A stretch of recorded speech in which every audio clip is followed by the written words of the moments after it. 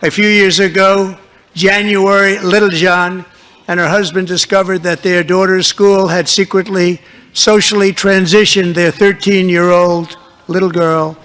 Teachers and administrators conspired to deceive January and her husband while encouraging her daughter to use a new name and pronouns. They, them pronoun, actually, all without telling January, who is here tonight and is now a courageous advocate against this form of child abuse. January, thank you. Thank you. Thank you very much.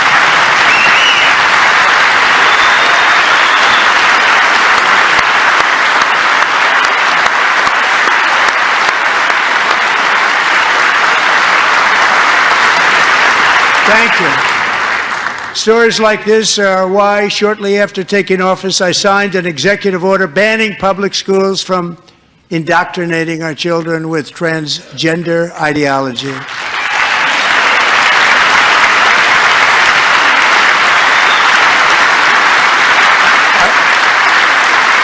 I also signed an order to cut off all taxpayer funding to any institution that engages in the sexual mutilation of our youth.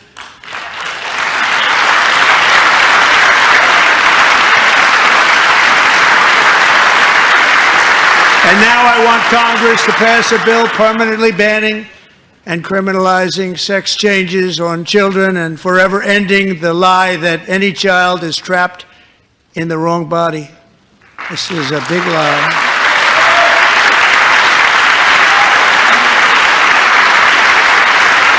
And our message to every child in America is that you are perfect exactly the way God made you.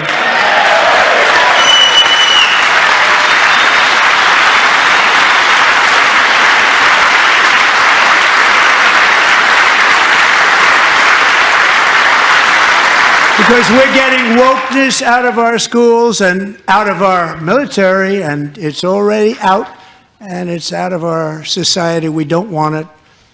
Wokeness is trouble. Wokeness is bad. It's gone. It's gone. And we feel so much better for it, don't we? Don't we feel better? Our service members won't be activists and ideologues. They will be fighters and warriors. They will fight for our country. And Pete, congratulations. Secretary of Defense, congratulations.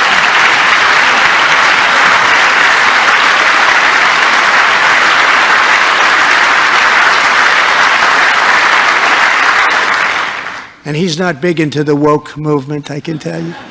I know him well. I am pleased to report that in January, the U.S. Army had its single best recruiting month in 15 years, and that all armed services are having among the best recruiting results ever in the history of our services. What a difference.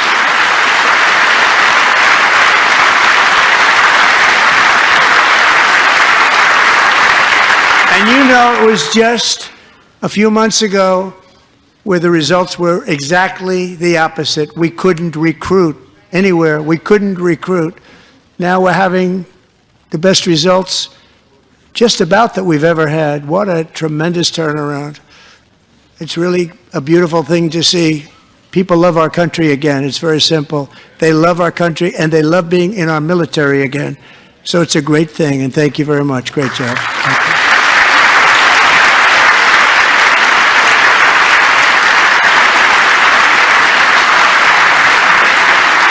We're joined tonight by a young man, Jason Hartley, who knows the weight of that call of duty. Jason's father, grandfather, and great-grandfather all wore the uniform. Jason tragically lost his dad, who was also a Los Angeles County Sheriff's deputy when he was just a boy, and now he wants to carry on the family legacy of service. Jason is a senior in high school, a 6-letter varsity athlete, a really good athlete, they say, a brilliant student with a 4.46, that's good, GPA. And his greatest dream is to attend the U.S. Military Academy at West Point.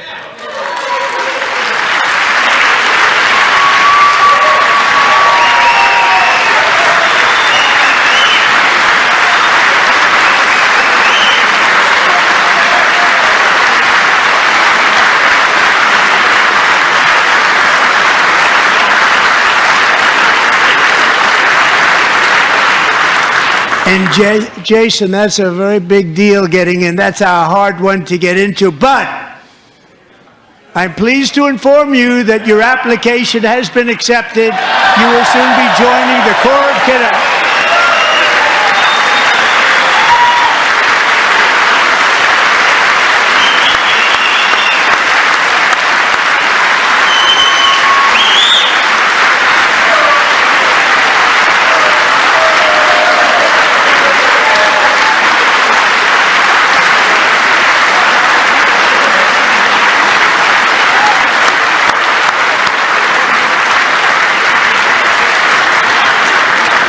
Thank you. Jason, you're going to be on the long gray line, Jason.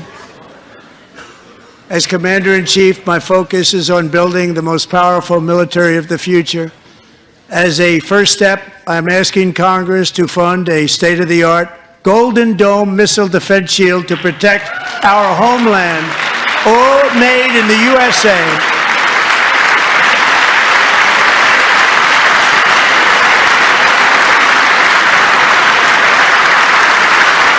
And Ronald Reagan wanted to do it long ago, but the technology just wasn't there, not even close. But now we have the technology. It's incredible, actually. And other places, they have it. Israel has it.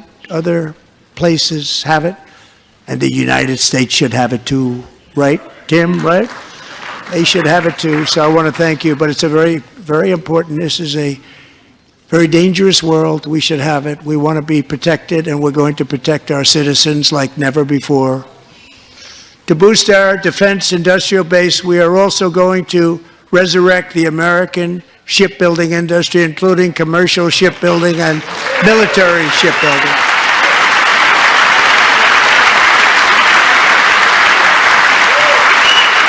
And for that purpose, I am announcing tonight that we will create a new Office of Shipbuilding in the White House and offer special tax incentives to bring this industry home to America where it belongs. We used to make so many ships.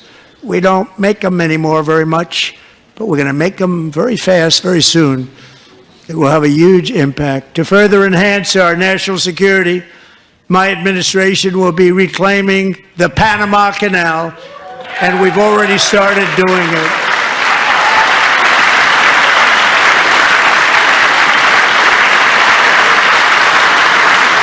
Just today, a large American company announced they are buying both ports around the Panama Canal and lots of other things having to do with the Panama Canal and a couple of other canals.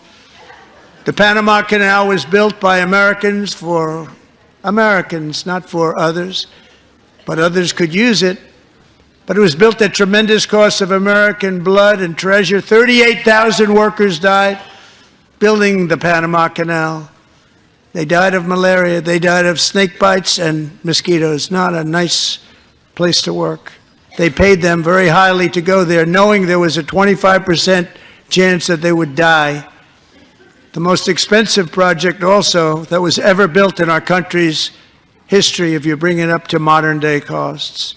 It was given away by the Carter administration for $1. But that agreement has been violated very severely. We didn't give it to China. We gave it to Panama, and we're taking it back.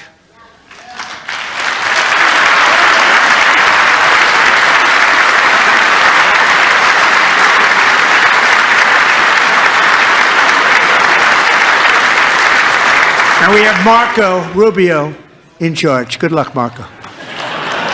Now, we know who to blame if anything goes wrong. Marco's been amazing, and he's going to do a great job. Think of it. He got 100 votes.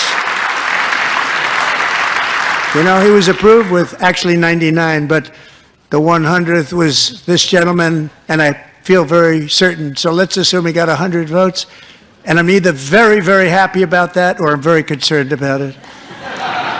But he's already proven. I mean, he's a great gentleman. He's respected by everybody, and we appreciate you voting for Marco. He's going to do a fantastic job. Thank you. Thank you. He's doing a great job. Great job. And I also have a message tonight for the incredible people of Greenland. We strongly support your right to determine your own future. And if you choose, we welcome you into the United States of America. We need Greenland for national security and even international security, and we're working with everybody involved to try and get it. But we need it really for international world security, and I think we're going to get it. One way or the other, we're going to get it. We will keep you safe. We will make you rich, and together we will take Greenland to heights like you have never thought possible before. It's a very small population, but very, very large piece of land and very, very important for military security. America is once again standing strong against the forces of radical Islamic terrorism. 3.5 years ago, ISIS terrorists killed 13 American service members and countless others in the Abbey Gate bombing during the disastrous and incompetent withdrawal from Afghanistan. Not that they were withdrawing, it was the way they withdrew. Perhaps the most embarrassing moment in the history of our country. Tonight I am pleased to announce that we have just apprehended the top terrorist responsible for that atrocity, and he is right now on his way here to face the swift sword of American justice.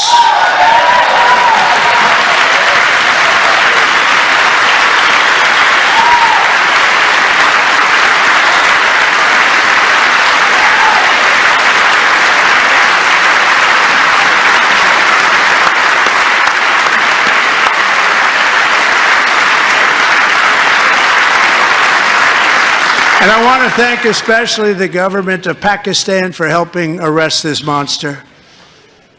This was a very momentous day for those 13 families who I actually got to know very well, most of them, whose children were murdered, and the many people that were so badly, over 42 people, so badly injured on that fateful day in Afghanistan. What a horrible day. Such incompetence was shown that when Putin saw what happened, I guess he said, wow, maybe this is my chance. That's how bad it was. Should have never happened. Grossly incompetent people. I spoke to many of the parents and loved ones, and they're all in our hearts tonight. Just spoke to them on the phone. We had a big call. Every one of them called, and everybody was on the line, and they did nothing but cry with happiness. They were very happy, as happy as you can be under those circumstances. Their child, brother, sister, son, daughter was killed for no reason whatsoever. In the Middle East, we're bringing back our hostages from Gaza. In my first term, we achieved one of the most groundbreaking peace agreements in generations, the Abraham Accords.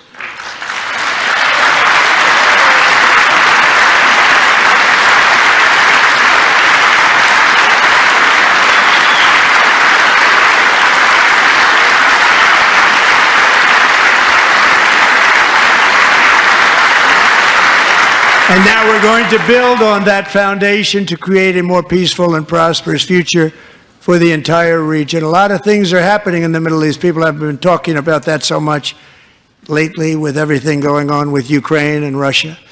But a lot of things are happening in the Middle East. It's a rough neighborhood, actually. I'm also working tirelessly to end the savage conflict in Ukraine. Millions of Ukrainians and Russians have been needlessly killed or wounded in this horrific and brutal conflict with no end in sight. The United States has sent hundreds of billions of dollars to support Ukraine's defense with no security, with no anything.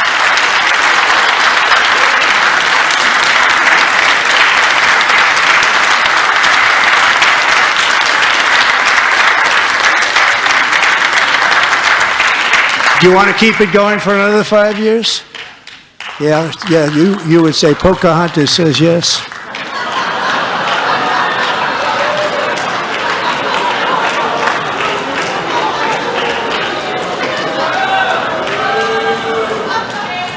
$2,000 people are being killed every single week.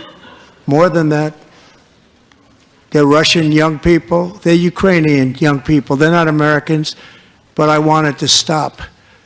Meanwhile, Europe has sadly spent more money buying Russian oil and gas than they have spent on defending Ukraine, by far. Think of that.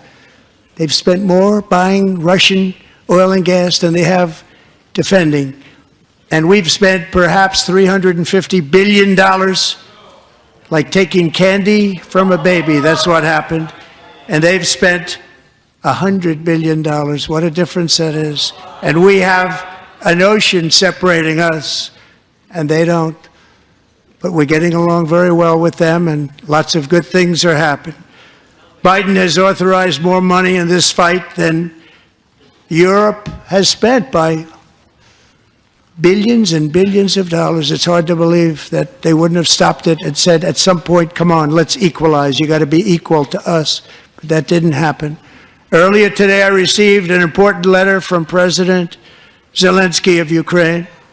The letter reads, Ukraine is ready to come to the negotiating table as soon as possible to bring lasting peace closer. Nobody wants peace more than the Ukrainians, he said. My team and I stand ready to work under President Trump's strong leadership to get a peace that lasts. We do really value how much America has done to help Ukraine maintain its sovereignty and independence. Regarding the agreement on minerals and security, Ukraine is ready to sign it at any time that is convenient for you. I appreciate that he sent this letter, just got it a little while ago. Simultaneously, we've had serious discussions with Russia and have received strong signals that they are ready for peace. Wouldn't that be beautiful? Wouldn't that be beautiful?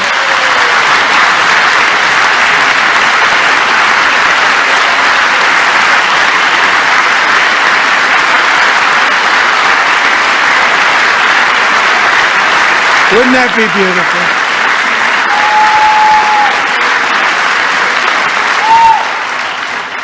It's time to stop this madness. It's time to halt the killing. It's time to end this senseless war. If you want to end wars, you have to talk to both sides. Nearly 4 years ago, amid rising tensions, a history teacher named Mark Fogel was detained in Russia and sentenced to 14 years in a penal colony. Rough stuff.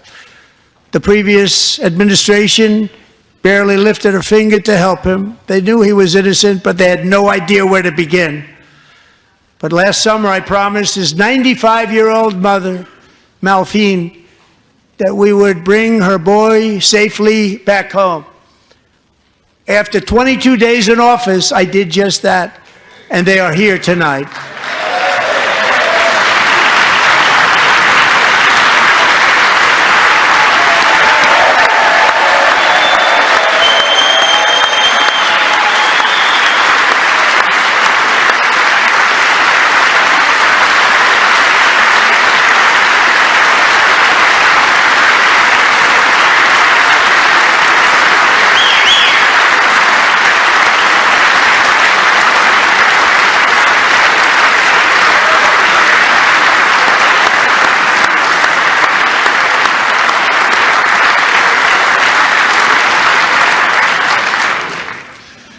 To Mark and his great mom, we are delighted to have you safe and sound and with us.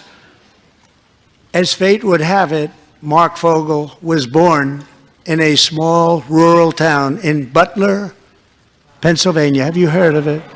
Where his mother has lived for the past 78 years. I just happened to go there last July 13th for a rally. That was not pleasant. And that is where I met his beautiful mom right before I walked onto that stage. And I told her I would not forget what she said about her son. And I never did I? Never forgot.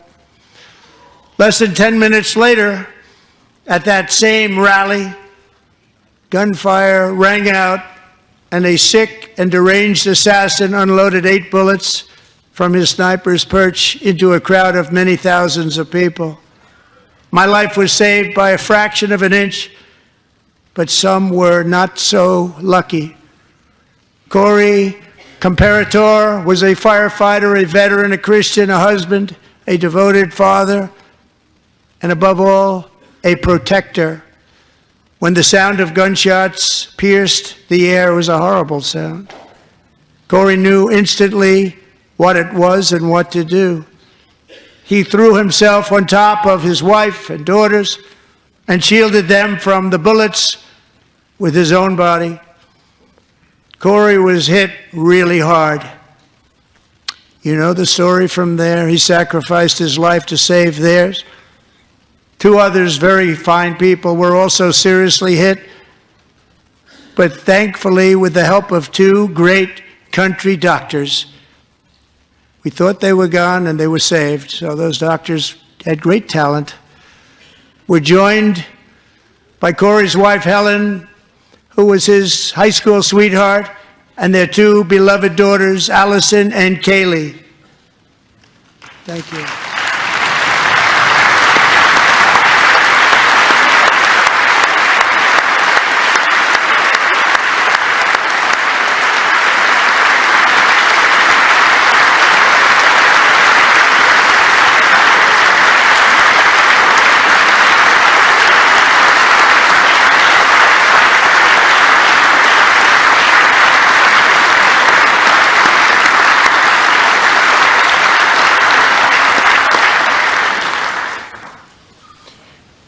To Helen, Allison, and Kaylee, Corey is looking down on his three beautiful ladies right now, and he is cheering you on. He loves you. He is cheering you on. Corey was taken from us much too soon, but his destiny was to leave us all with a shining example of the selfless devotion of a true American patriot. It was love like Corey's that built our country, and it's love like Corey's that is going to make our country more majestic than ever before. I believe that my life was saved that day in Butler for a very good reason. I was saved by God to make America great again. I believe that. Thank you.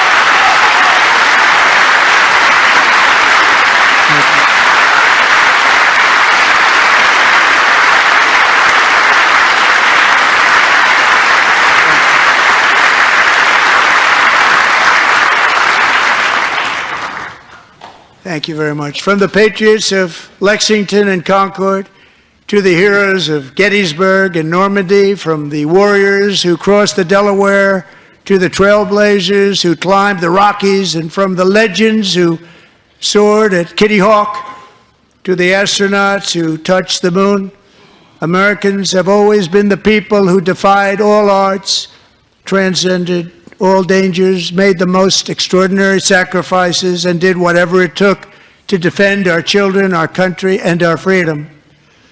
And as we have seen in this chamber tonight, that same strength, faith, love, and spirit is still alive and thriving in the hearts of the American people. Despite the best efforts of those who would try to censor us, silence us, break us, destroy us, Americans are today a proud, free, sovereign, and independent nation that will always be free, and we will fight for it till death. We will never let anything happen to our beloved country, because we are a country of doers, dreamers, fighters, and survivors. Our ancestors crossed a vast ocean, strode into the unknown wilderness, and carved their fortunes from the rock and soil of a perilous and very dangerous frontier. They chased our destiny across a boundless continent. They built the railroads, laid the highways, and graced the world with American marvels like the Empire State Building, the mighty Hoover Dam, and the towering Golden Gate Bridge. They lit the world with electricity, broke free of the force of gravity, fired up the engines of American industry, vanquished the communists, fascists, and Marxists all over the world, and gave us countless modern wonders sculptured out of iron, glass, and steel. We stand on the shoulders of these pioneers who won and built the modern age, these workers who poured their sweat into the skylines of our cities, These warriors who shed their blood on fields of battle and gave everything they had for our rights and for our freedom. Now it is our time to take up the righteous cause of American liberty. And it is our turn to take America's destiny into our own hands and begin the most thrilling days in the history of our country. This will be our greatest era. With God's help, over the next 4 years, we are going to lead this nation even higher, and we are going to forge the freest, most advanced, most dynamic, and most dominant civilization ever to exist on the face of this earth. We are going to create the highest quality of life, build the safest and wealthiest and healthiest and most vital communities anywhere in the world. We are going to conquer the vast frontiers of science, and we are going to lead humanity into space and plant the American flag on the planet Mars and even far beyond.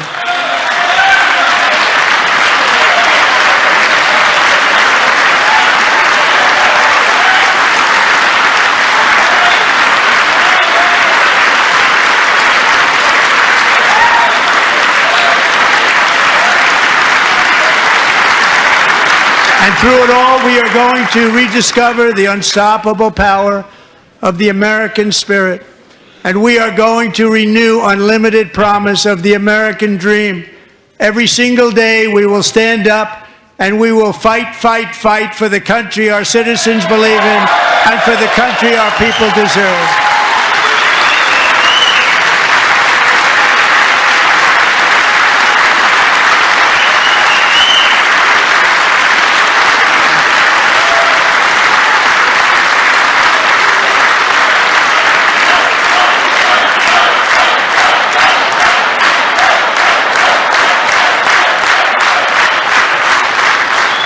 My fellow Americans, get ready for an incredible future, because the golden age of America has only just begun.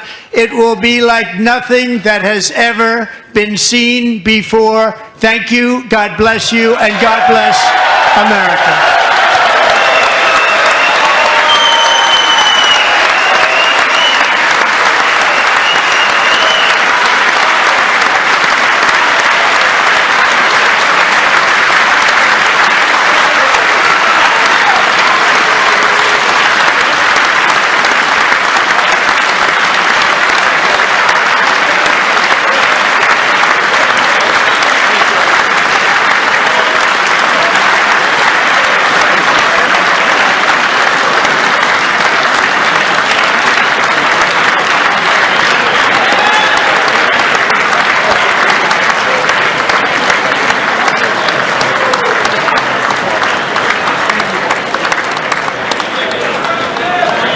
Era in the history of our country.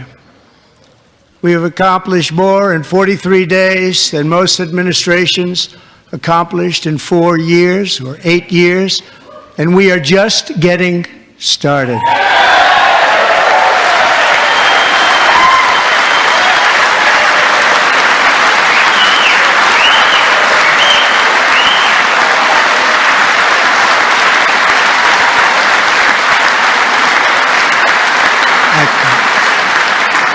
I return to this chamber tonight to report that America's momentum is back, our spirit is back, our pride is back, our confidence is back, and the American dream is surging bigger and better than ever before.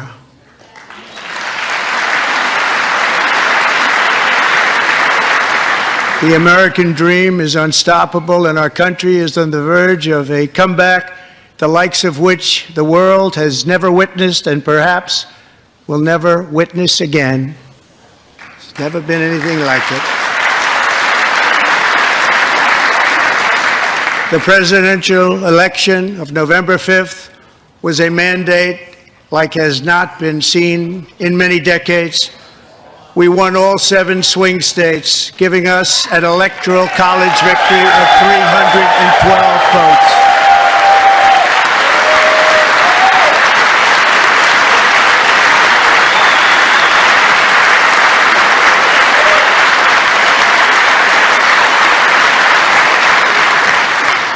We won the popular vote by big numbers and won counties in our country.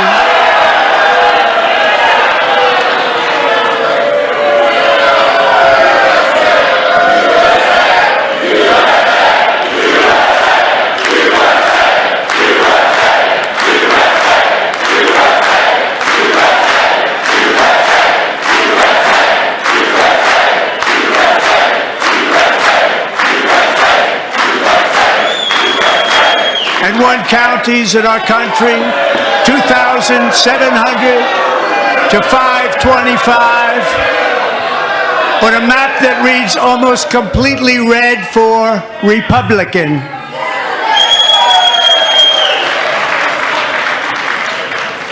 Now, for the first time in modern history, more Americans believe that our country is headed in the right direction than the wrong direction. In fact, it's an astonishing record, 27-point swing, the most ever.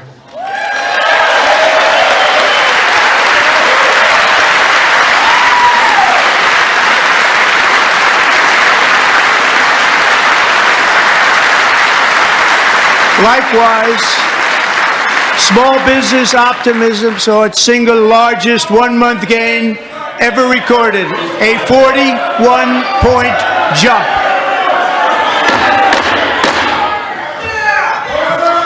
Members are directed to uphold and maintain decorum in the House and to cease any further disruptions. That's your warning.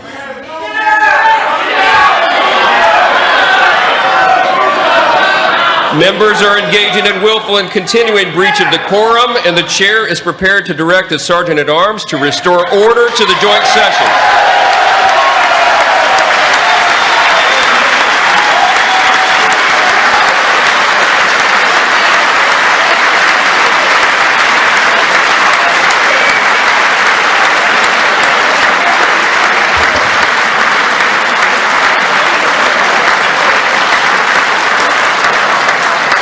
Mr. Green, take your seat. Take your seat, sir.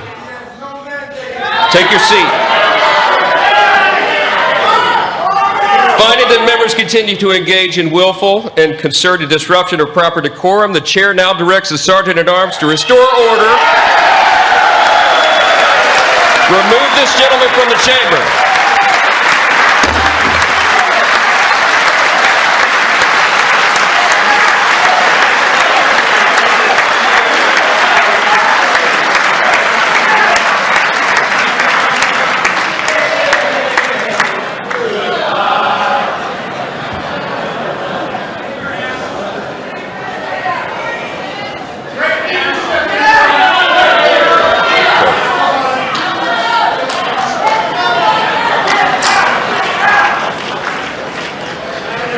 Members are directed to uphold and maintain decorum in the House. Mr. President, you continue. Thank you.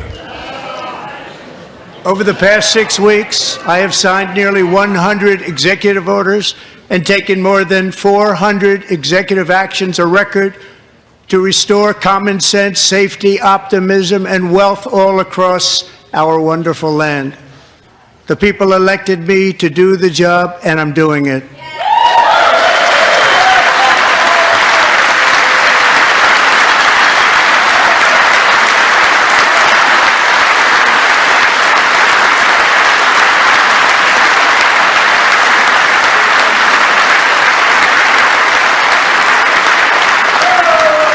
In fact, it has been stated by many that the first month of our presidency, it's our presidency, is the most successful in the history of our nation.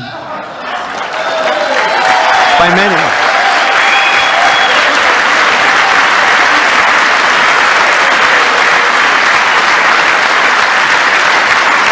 And what makes it even more impressive is that, do you know who number 2 is? George Washington. How about that? How about it? I don't know about that list, but we'll take it. Within hours of taking the oath of office, I declared a national emergency on our southern border, and I deployed the U.S. military and Border Patrol to repel the invasion of our country. And what a job they've done.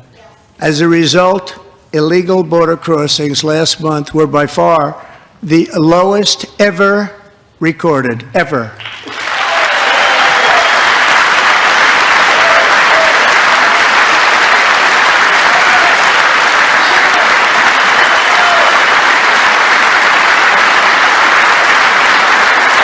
They heard my words and they chose not to come. Much easier that way. In comparison, under Joe Biden, the worst president in American history, there were hundreds of thousands of illegal crossings a month, and virtually all of them, including murderers, drug dealers, gang members, and people from mental institutions and insane asylums, were released into our country. Who would want to do that? This is my fifth such speech to Congress. And once again, I look at the Democrats in front of me, and I realize there is absolutely nothing I can say to make them happy or to make them stand or smile or applaud. Nothing I can do. I could find a cure to the most devastating disease, a disease that would wipe out entire nations, or announce the answers to the greatest economy in history, or the stoppage of crime to the lowest levels ever recorded. And these people sitting right here will not clap, will not stand, and certainly will not cheer for these astronomical achievements. They won't do it, no matter what. Five times I've been up here. It's very sad, and it just shouldn't be this way.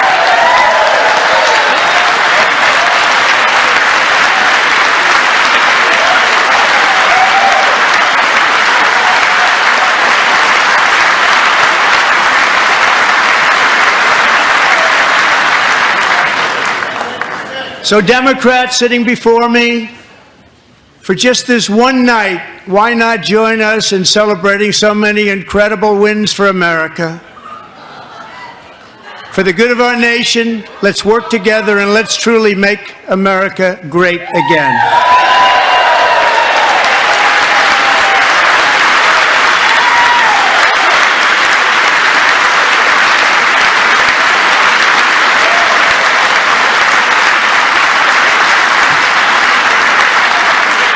Every day my administration is fighting to deliver the change America needs to bring a future that America deserves, and we're doing it. This is a time for big dreams and bold action. Upon taking office, I imposed an immediate freeze on all federal hiring, a freeze on all new federal regulations, and a freeze on all foreign aid.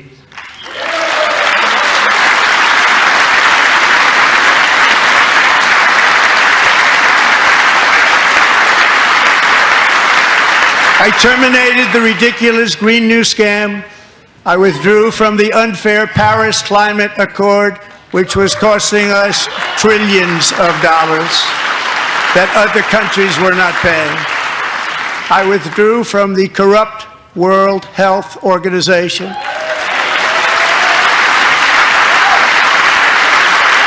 And I also withdrew from the anti-American UN Human Rights Council.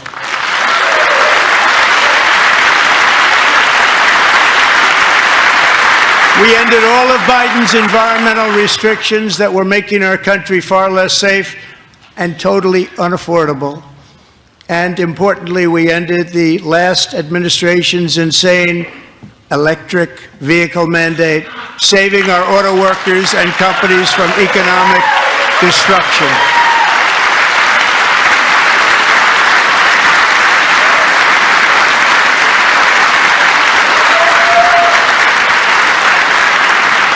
To unshackle our economy, I have directed that for every one new regulation, 10 old regulations must be eliminated, just like I did in my very successful first term.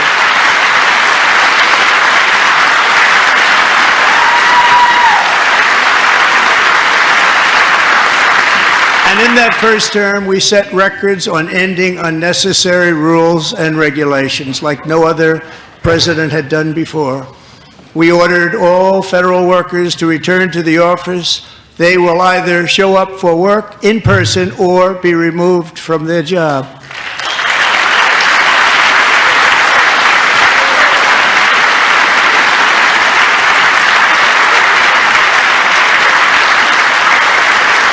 And we have ended weaponized government where, as an example, a sitting president is allowed to viciously prosecute his political opponent, like me. How did that work out? Not too good. Not too good.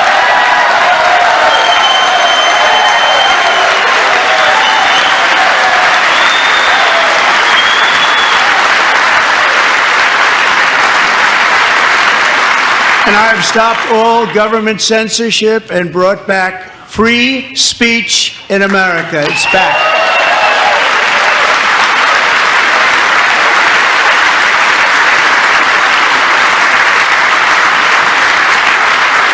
And 2 days ago, I signed an order making English the official language of the United States of America.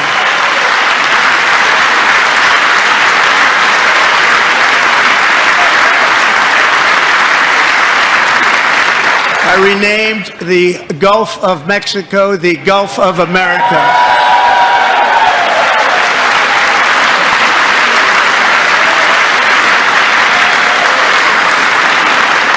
And likewise, I renamed, for a great president, William McKinley, Mount McKinley again. Beautiful Alaska. We love Alaska. We've ended the tyranny of so-called diversity, equity, and inclusion policies all across the entire federal government and indeed the private sector and our military. And our country will be woke no longer.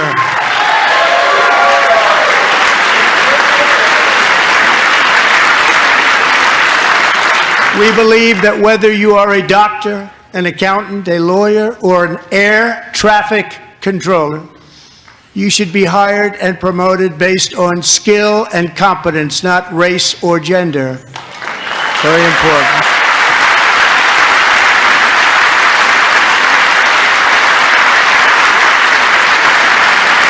You should be hired based on merit. And the Supreme Court, in a brave and very powerful decision, has allowed us to do so. Thank you. Thank you very much. Thank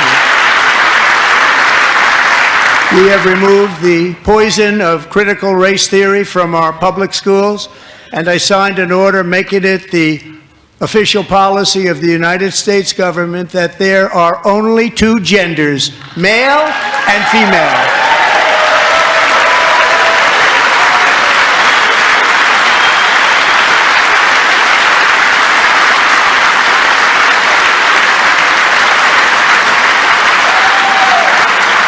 I also signed an executive order to ban men from playing in women's sports.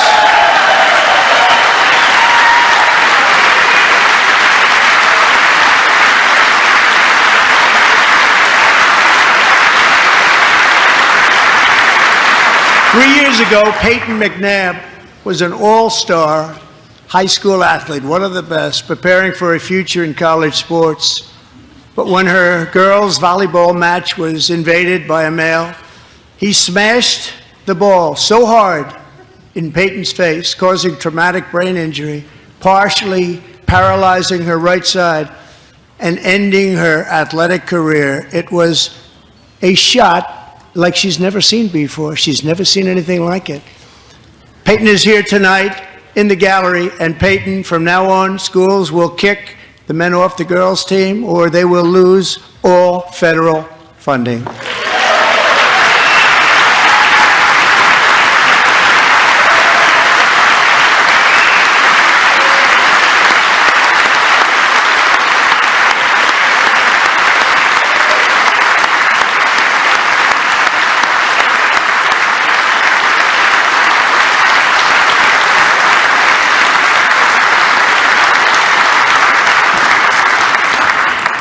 And if you really want to see numbers, Just take a look at what happened in the women's boxing, weightlifting, track and field, swimming, or cycling, where a male recently finished a long-distance race 5 hours and 14 minutes ahead of a woman for a new record by 5 hours. Broke the record by 5 hours. It's demeaning for women, and it's very bad for our country. We're not going to put up with it any longer.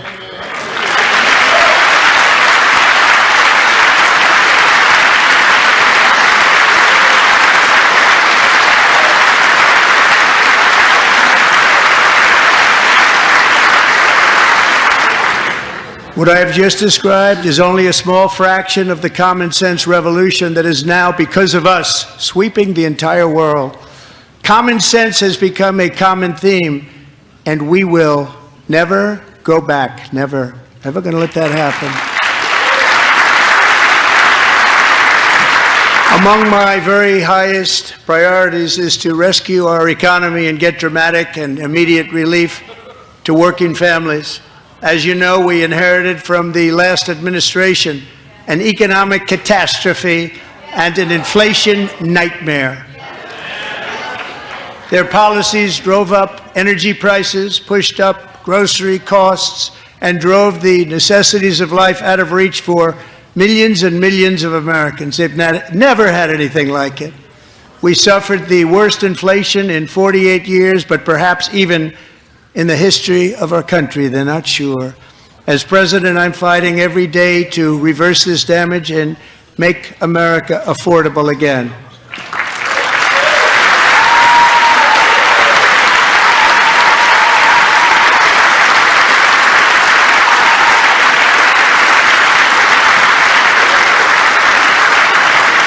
Joe Biden especially let the price of eggs get out of control. The egg price is out of control, and we're working hard to get it back down. Secretary, do a good job on that. You inherited a total mess from the previous administration. Do a good job.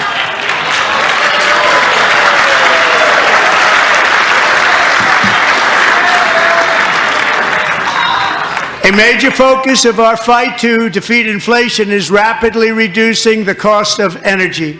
The previous administration cut the number of new oil and gas leases by 95%, slowed pipeline construction to a halt, and closed more than 100 power plants. We are opening up many of those power plants right now.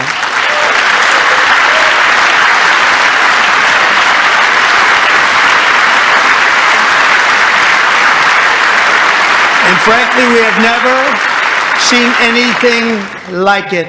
That's why on my first day in office, I declared a national energy emergency. As you've heard me say many times, we have more liquid gold under our feet than any nation on earth, and by far. And now I fully authorize the most talented team ever assembled to go and get it. It's called Drill, Baby, Drill.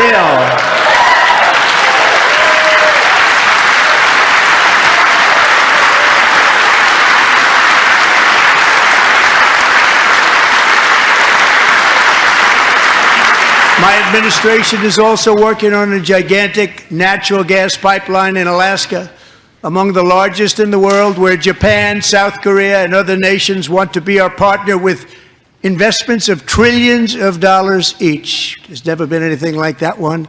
It will be truly spectacular. It's all set to go. The permitting is gotten. And later this week, I will also take historic action to dramatically expand production of critical minerals and rare earths here in the USA.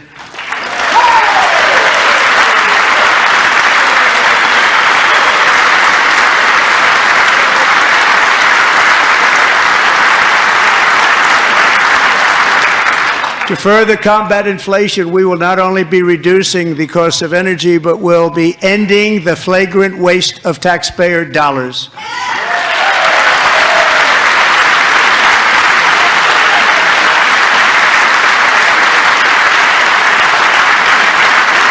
And to that end, I have created the brand new Department of Government Efficiency, DOGE. Perhaps you've heard of it. Perhaps.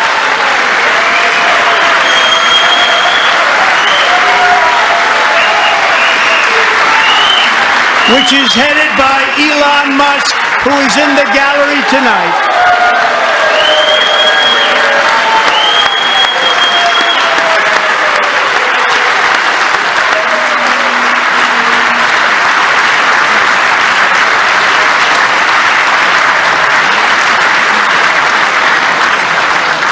Thank you, Elon. He's working very hard. He didn't need this. He didn't need this. Thank you very much. We appreciate it. Everybody here, even this side, appreciates it, I believe. They just don't want to admit that.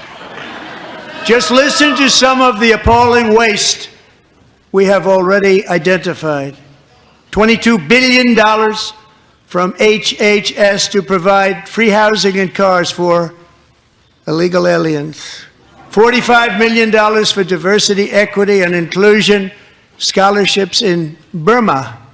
$40 million to improve the social and economic inclusion of sedentary migrants. Nobody knows what that is. $8 million to promote LGBTQI+ in the African nation of Lesotho, which nobody has ever heard of.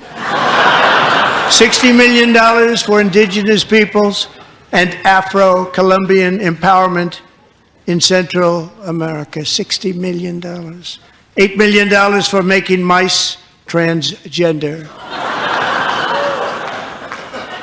This is real. $32 million for a left-wing propaganda operation in Moldova. $10 million for male circumcision in Mozambique. $20 million for the Arab Sesame Street in the Middle East. It's a program. $20 million for a program. $1.9 billion to recently created Decarbonization of Homes Committee, headed up, and we know she's involved. Just at the last moment, the money was passed over by a woman named Stacey Abrams. Have you ever heard of her? A $3.5 million consulting contract for lavish fish monitoring. $1.5 million for voter confidence in Liberia. $14 million for social cohesion in Mali. $59 million for illegal alien hotel rooms in New York City. He's a real estate developer. He's done very well. $250,000 to increase vegan local climate action innovation in Zambia. $42 million for social and behavior change in Uganda. $14 million for improving public procurement in Serbia. $47 million for improving learning outcomes in Asia. Asia's doing very well with learning. I don't know what we're doing. We should use it ourselves. And $101 million for DEI contracts at the Department of Education. The most ever paid, nothing even like it. Under the Trump administration, all of these scams, and they're far worse, but I didn't think it was appropriate to talk about them. They're so bad. Many more have been found out and exposed and swiftly terminated by a group of very intelligent, mostly young people, headed up by Elon, and we appreciate it. We found hundreds of billions of dollars of fraud.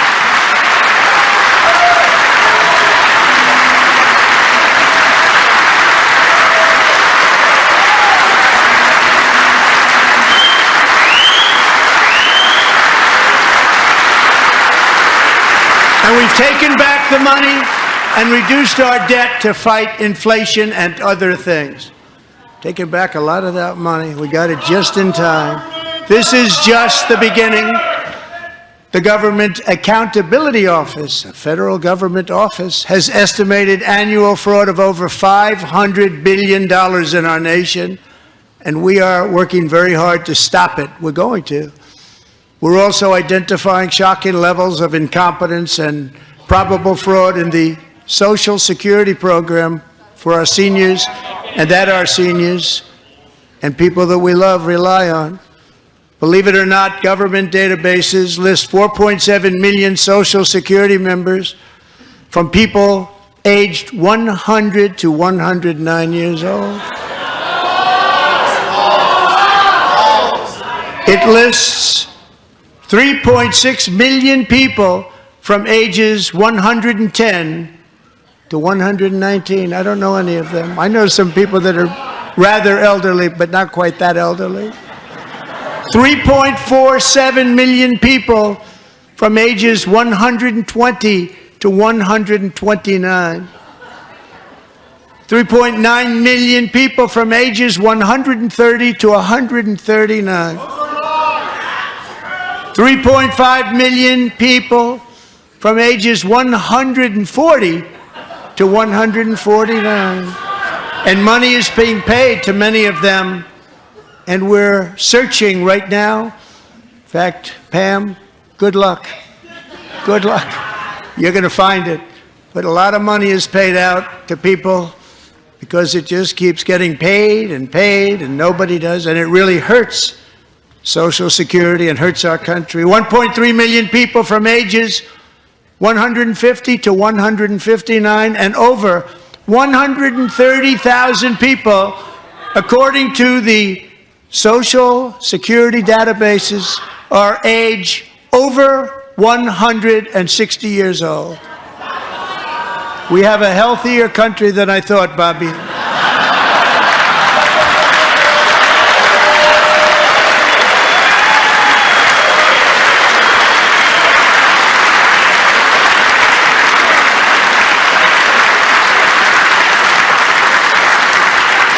Including, to finish, 1,039 people between the ages of 220 and 229, one person between the age of 240 and 249, and one person is listed at 360 years of age. More than 100 years older than our country. But we're going to find out where that money's going, and it's not going to be pretty. By slashing all of the fraud, waste, and theft we can find, we will defeat inflation, bring down mortgage rates, lower car payments and grocery prices, protect our seniors, and put more money in the pockets of American families.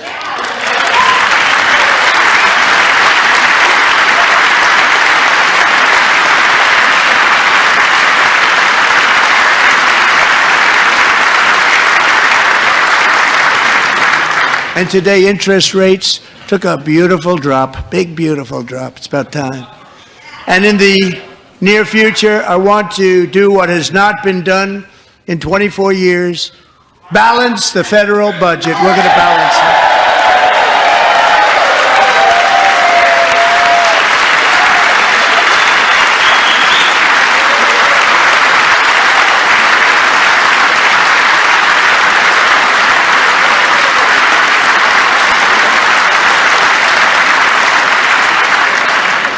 With that goal in mind, we have developed in great detail what we are calling the Gold Card, which goes on sale very, very soon.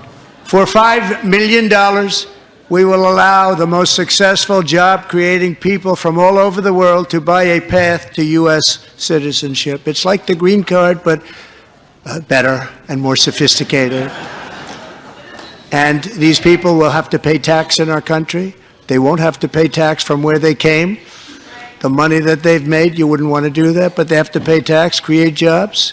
They'll also be taking people out of colleges and paying for them so that we can keep them in our country instead of having them being forced out. Number one, at the top school, as an example, being forced out and not being allowed to stay and create tremendous numbers of jobs and great success for a company out there. So while we take out the criminals, killers, traffickers, and child predators who are allowed to enter our country under the open border policy of these people, the Democrats, the Biden administration, the open border insane policies that you've allowed to destroy our country, we will now bring in brilliant, hardworking, job-creating people. They're going to pay a lot of money, and we're going to reduce our debt with that money.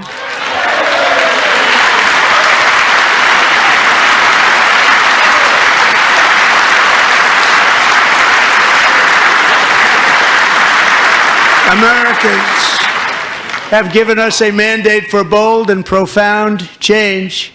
For nearly 100 years, the federal bureaucracy has grown until it has crushed our freedoms, ballooned our deficits, and held back America's potential in every possible way.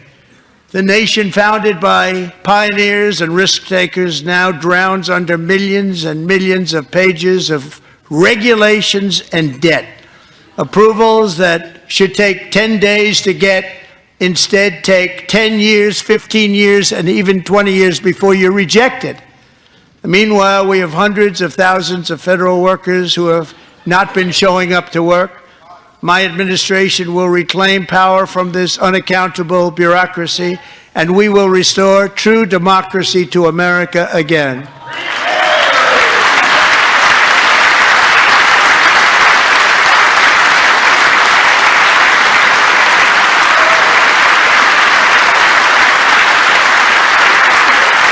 And any federal bureaucrat who resists this change will be removed from office immediately.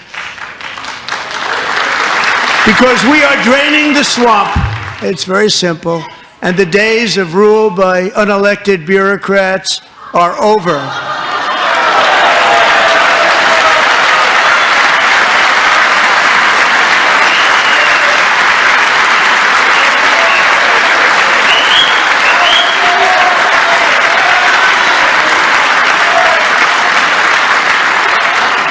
And the next phase of our plan to deliver the greatest economy in history is for this Congress to pass tax cuts for everybody. They're in there, they're waiting for you to vote. And I'm sure that the people on my right, I don't mean the Republican right, but my right here, I'm sure you're going to vote for those tax cuts, because otherwise I don't believe the people will ever vote you into office. So I'm doing you a big favor by telling you that. But I know this group is going to be voting for the tax.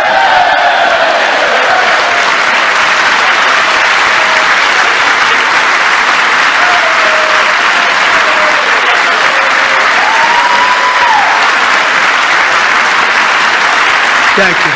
It's a very, very big part of our plan. We had tremendous success in our first term with it. A very big part of our plan. We're seeking permanent income tax cuts all across the board. And to get urgently needed relief to Americans hit especially hard by inflation, I'm calling for no tax on tips, no tax on overtime, and no tax on Social Security benefits for our great seniors.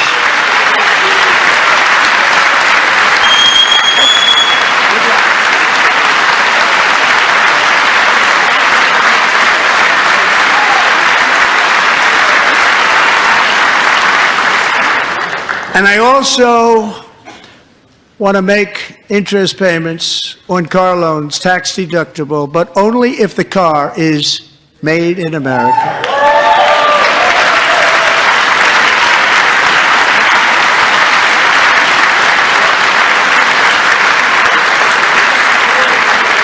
And by the way, we're going to have growth in the auto industry like nobody's ever seen. Plants are opening up all over the place. Deals are being made. Never seen. That's a combination of the election win and tariffs. It's a beautiful word, isn't it?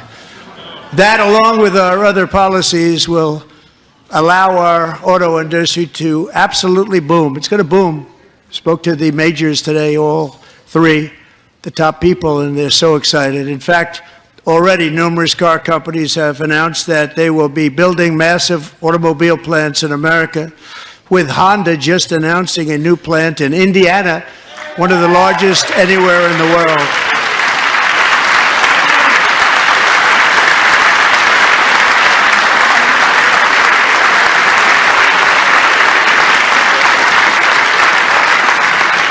And this has taken place since our great victory on November 5th, a date which will hopefully go down as one of the most important in the history of our country.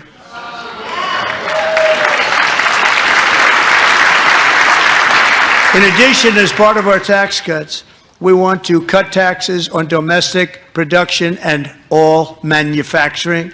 And just as we did before, we will provide 100% expensing. It will be retroactive to January 20th, 2025. And it was one of the main reasons why our tax cuts were so successful in our first term, giving us the most successful economy in the history of our country. First term. We had a great first term.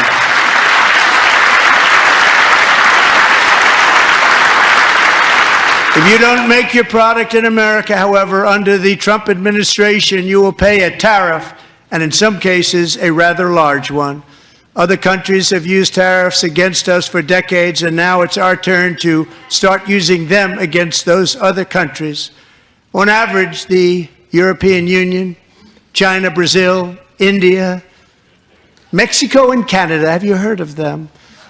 And countless other nations charge us tremendously higher tariffs than we charge them. It's very unfair. India charges us auto tariffs higher than 100%. China's average tariff on our products is twice what we charge them. And South Korea's average tariff is 4 times higher. Think of that, 4 times higher. And we give so much help militarily and in so many other ways to South Korea, but that's what happens. This is happening by friend and foe. This system is not fair to the United States and never was, and so on April 2nd, I wanted to make it April 1st, but I didn't want to be accused of April Fool's Day.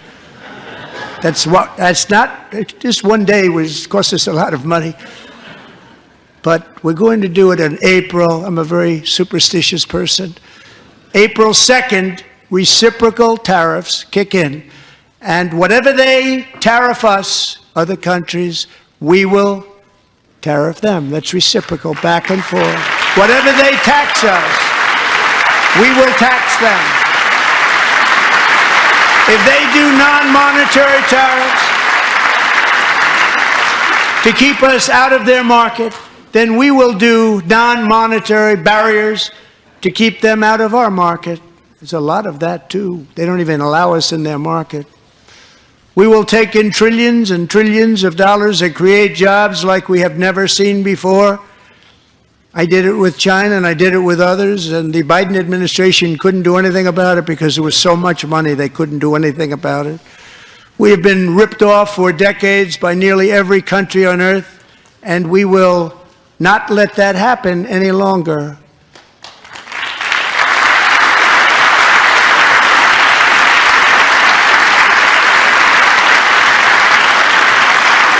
Much has been said over the last 3 months about Mexico and Canada, but we have very large deficits with both of them. But even more importantly, they've allowed fentanyl to come into our country at levels never seen before, killing hundreds of thousands of our citizens and many very young, beautiful people, destroying families. Nobody's ever seen anything like it. They are, in effect, receiving subsidies of hundreds of billions of dollars. We pay subsidies to Canada and to Mexico of hundreds of billions of dollars, and the United States will not be doing that any longer. We're not going to do it any longer.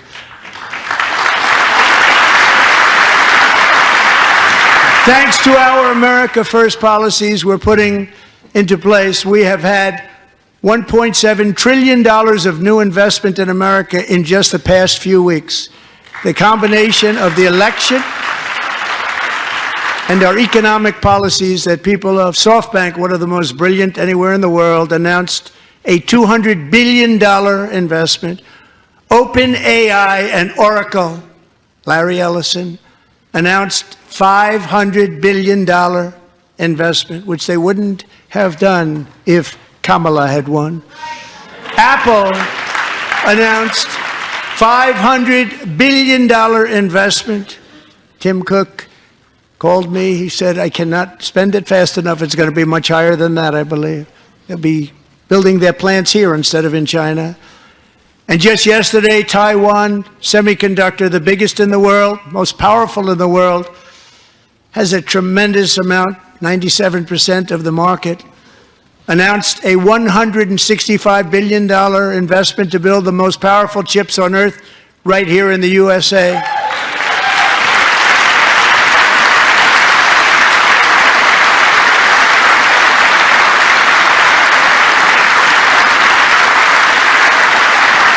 And we're not giving them any money. Your CHIPS Act is a horrible horrible thing. We give hundreds of billions of dollars, and it doesn't mean a thing. They take our money and they don't spend it. All that meant to them, we're giving them no money. All that was important to them was they didn't want to pay the tariffs, so they came and they're building, and many other companies are coming. We don't have to give them money. We just want to protect our businesses and our people, and they will come because they won't have to pay tariffs if they build in America. So it's very amazing.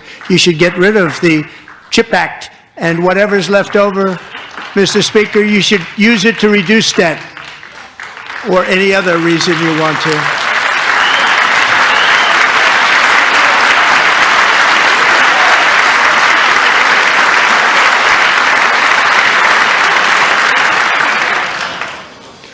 Our new trade policy will also be great for the American farmer. I love the farmer. Who will now be selling into our home market, the USA, because nobody is going to be able to compete with you. Because those goods that come in from other countries and companies, they're really in a bad position in so many different ways. They're uninspected. They may be very dirty and disgusting, and they come in and they pour in, and they hurt our American farmers. The tariffs will go on agricultural product coming into America, and our farmers, starting on April 2nd, it may be a little bit of an adjustment period. We had that before when I made the deal with China, $50 billion of purchases, and I said, just bear with me, and they did. They did.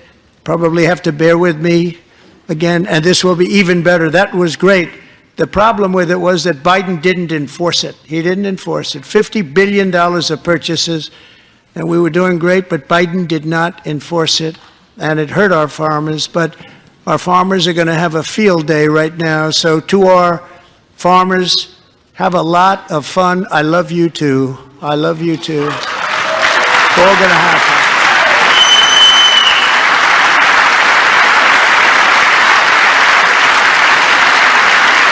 And I have also imposed a 25% tariff on foreign aluminum, copper, lumber, and steel, because if we don't have, as an example, steel and lots of other things, we don't have a military, and frankly, we just won't have a country very long.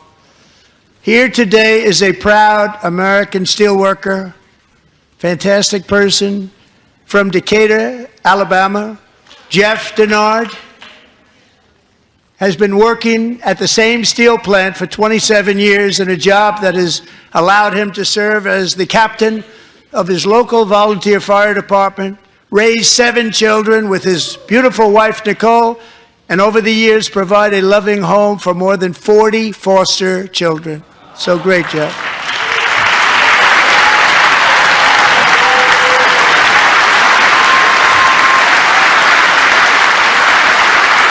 Thank you, Jeff.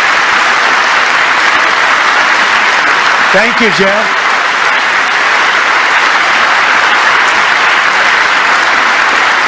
Stories like Jeff's remind us that tariffs are not just about protecting American jobs. They're about protecting the soul of our country. Tariffs are about making America rich again and making America great again, and it's happening, and it will happen rather quickly. There'll be a little disturbance, but we're okay with that. It won't be much. No, you're not. Oh. And look where Biden took us. Very low, the lowest we've ever been. Jeff, I want to thank you very much. And I also want to recognize another person who has devoted herself to foster care community. She works so hard on it. A very loving person, our magnificent First Lady of the United States.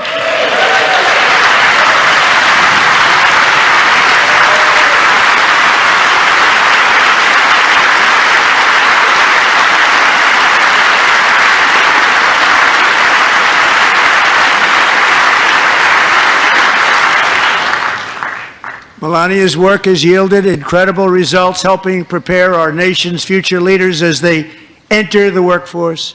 Our First Lady is joined by 2 impressive young women, very impressive. Haley Ferguson, who benefited from the First Lady's Fostering the Future initiative and is poised to complete her education and become a teacher. And Elliston Berry, who became a victim of an illicit deep-fake image produced by a peer. With Elliston's help, the Senate just passed the Take It Down. So important. Thank you very much, John. John Thune, thank you. Stand up, John. Thank you, John.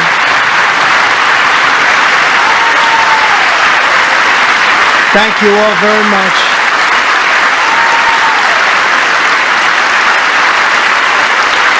Thank you. And thank you to John Thune and the Senate. Great job. To criminalize the publication of such images online is terrible, terrible thing. And once it passes the House, I look forward to signing that bill into law. Thank you. And I'm going to use that bill for myself, too, if you don't mind. Because nobody gets treated worse than I do online. Nobody. That's great. Thank you very much to the Senate. Thank you. But if we truly care about protecting Americans' children, no step is more crucial than securing America's borders. Over the past 4 years, 21 million people poured into the United States. Many of them were murderers, human traffickers, gang members, and other criminals from the streets of dangerous cities all throughout the world. Because of Joe Biden's insane and very dangerous open border policies, they are now strongly embedded in our country, but we are getting them out and getting them out fast.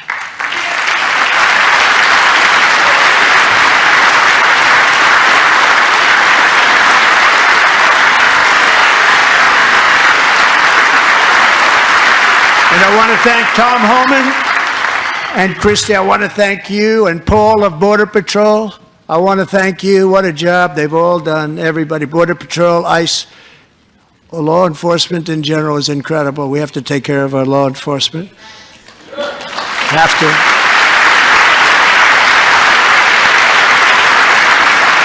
Last year,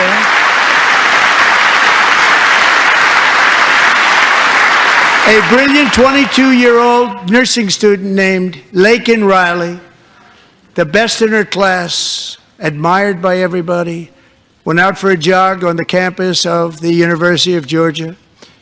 That morning, Laken was viciously attacked, assaulted, beaten, brutalized, and horrifically murdered. Laken was stolen from us by a savage illegal alien gang member who was arrested while trespassing across Biden's open southern border and then set loose into the United States under the heartless policies of that failed administration. It was indeed a failed administration.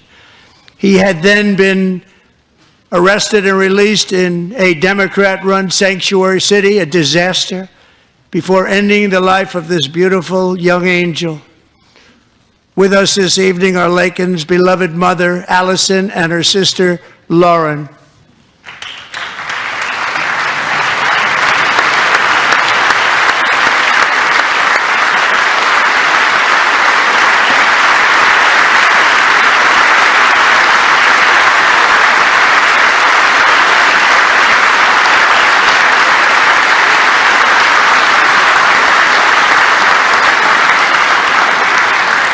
Last year, I told Laken's grieving parents that we would ensure their daughter would not have died in vain.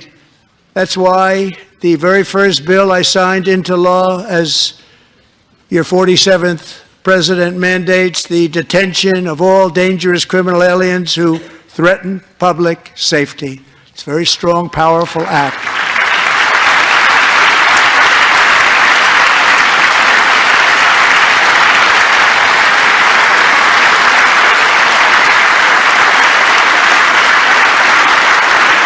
It's called the Laken-Riley Act. So Allison and Lauren, America will never, ever forget our beautiful Laken Hope Riley.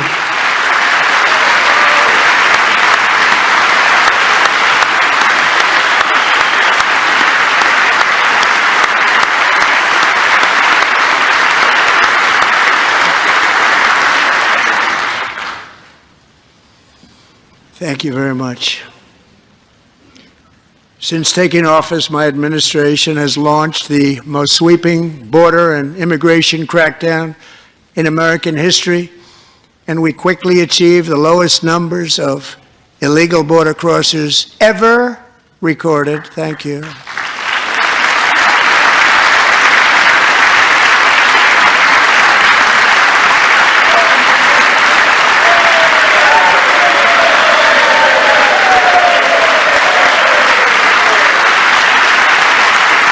The media and our friends in the Democrat Party kept saying we needed new legislation, we must have legislation to secure the border.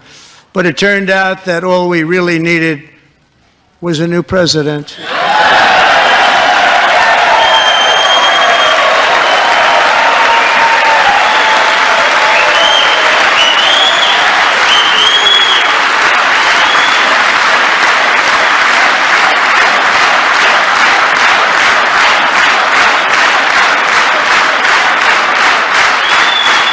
Thank you.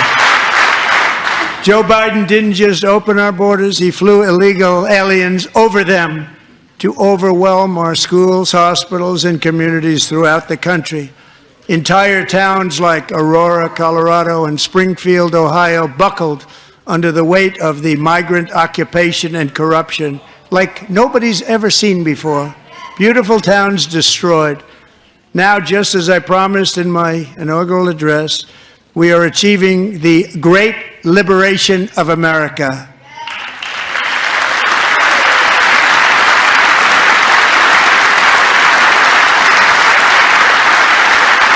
But there still is much work to be done. Here tonight is a woman I have gotten to know, Alexis Nungari from Houston. Wonderful woman. Last June, Alexis's 12-year-old daughter, her precious Jocelyn, walked to a nearby convenience store. She was kidnapped, tied up, assaulted for 2 hours under a bridge, and horrifically murdered. Arrested and charged with this heinous crime are two illegal alien monsters from Venezuela, released into America by the last administration through their ridiculous open border. The death of this beautiful 12-year-old girl and the agony of her mother and family touched our entire nation greatly. Alexis, I promised that we would always remember your daughter, your magnificent daughter, and earlier tonight I signed an order keeping my word to you. One thing I have learned about Jocelyn is that she loved animals so much. She loved nature. Across Galveston Bay, from where Jocelyn lived in Houston, you will find a magnificent national wildlife refuge, a pristine, peaceful, 34,000-acre sanctuary for all of God's creatures on the edge of the Gulf of America. Alexis, moments ago, I formally renamed that refuge in loving memory of your beautiful daughter, Jocelyn. So, Mr. Vice President, if you would, may I have the order?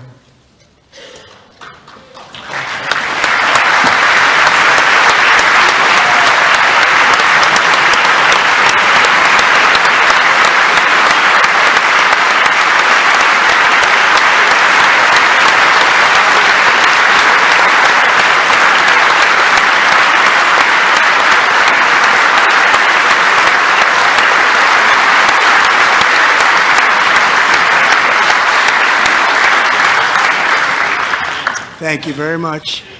All three savages charged with Jocelyn and Lakin's murders were members of the Venezuelan prison gang, the toughest gang, they say, in the world, known as Tren de Aragua. 2 weeks ago, I officially designated this gang, along with MS-13 and the bloodthirsty Mexican drug cartels, as foreign terrorist organizations.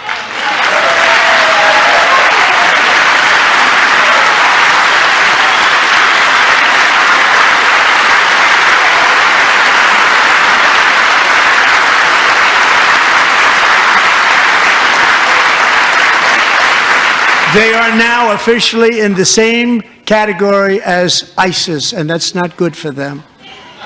Countless thousands of these terrorists were welcomed into the U.S. by the Biden administration. but now every last one will be rounded up and forcibly removed from our country, or, if they're too dangerous, put in jails, standing trial in this country, because we don't want them to come back ever. With us this evening is a warrior on the front lines of that battle, Border Patrol Agent Roberto Ortiz. Great guy.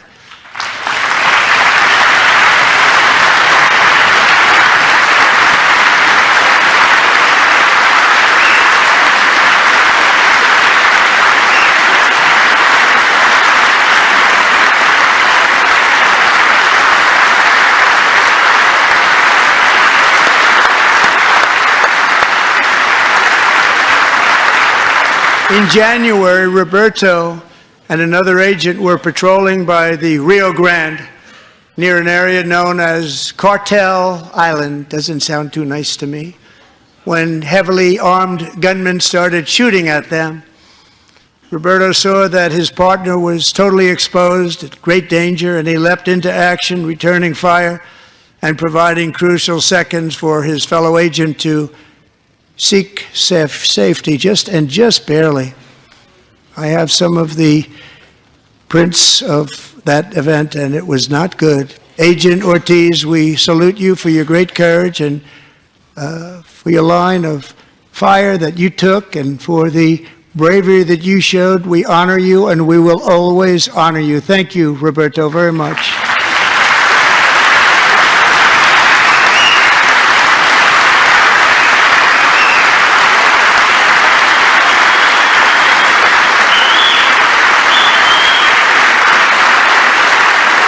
Thank you, Roberto.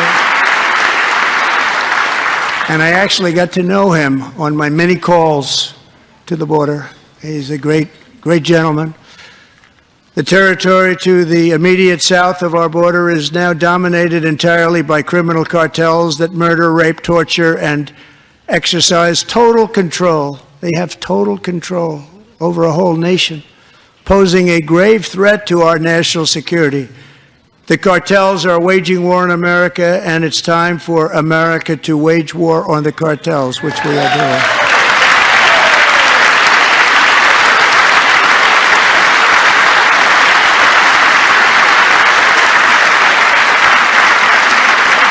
Five nights ago, Mexican authorities, because of our tariff policies being imposed on them, think of this, handed over to us 29 of the biggest cartel leaders in their country. That has never happened before. They want to make us happy. First time ever. But we need Mexico and Canada to do much more than they've done, and they have to stop the fentanyl and drugs pouring into the USA. They're going to stop it.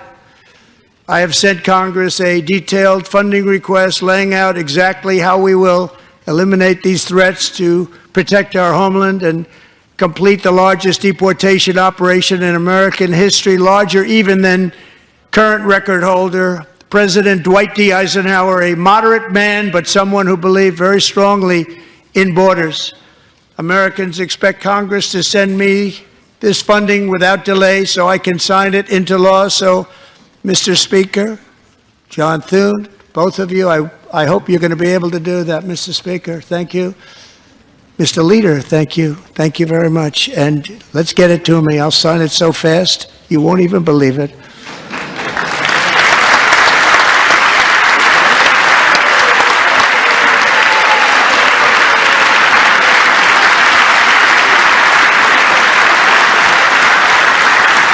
And as we reclaim our sovereignty, we must also bring back law and order to our cities and towns.